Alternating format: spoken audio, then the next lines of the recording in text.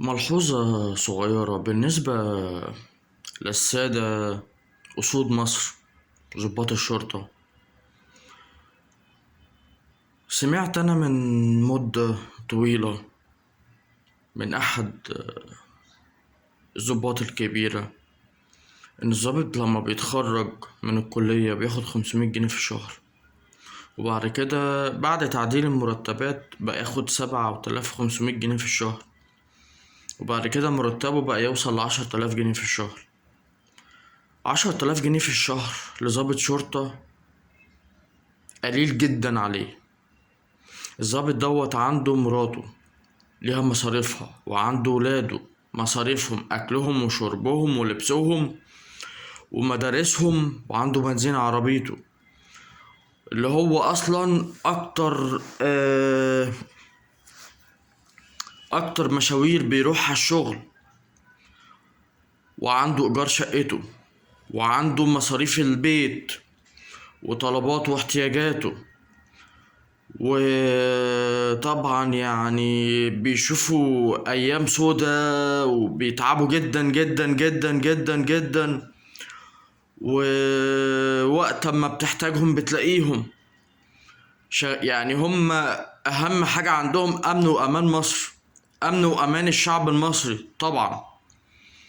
ف10 آلاف جنيه مرتب ضابط شرطة قليل جدا. ضابط الشرطة برا مصر مثلا لو بياخد 50 ألف جنيه بيصرف منهم 10. ضابط الشرطة بياخد في مصر 10 آلاف جنيه وبيصرف قدهم 5 مرات. طب منين؟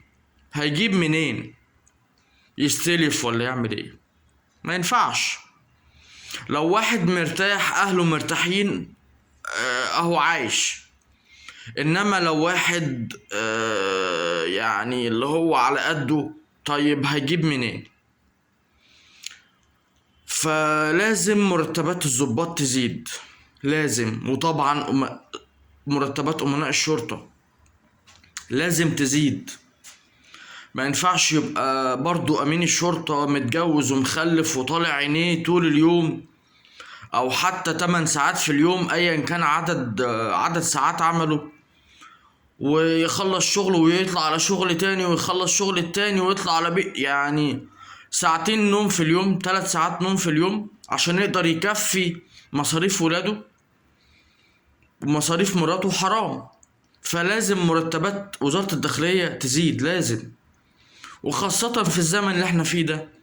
يعني 10 آلاف جنيه زمان أيام مبارك كان الأسعار كويسة، كان قادر يعيش. إنما دلوقتي لا مرتب 1200 جنيه ولا حتى 3000 جنيه لأمين شرطة هيكفوه ولا يكفوه بمراته وولاده بمدارسهم ومصاريفهم، ولا مرتب ضابط الشرطة هيكفيه لا هو لوحده، ولا مرتبه ولا هيكفيه بمراته وولاده ومصاريفهم.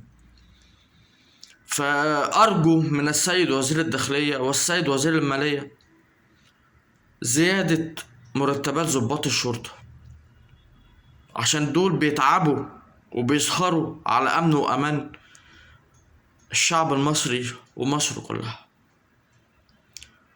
وربنا يوفق الجميع والله المستعان.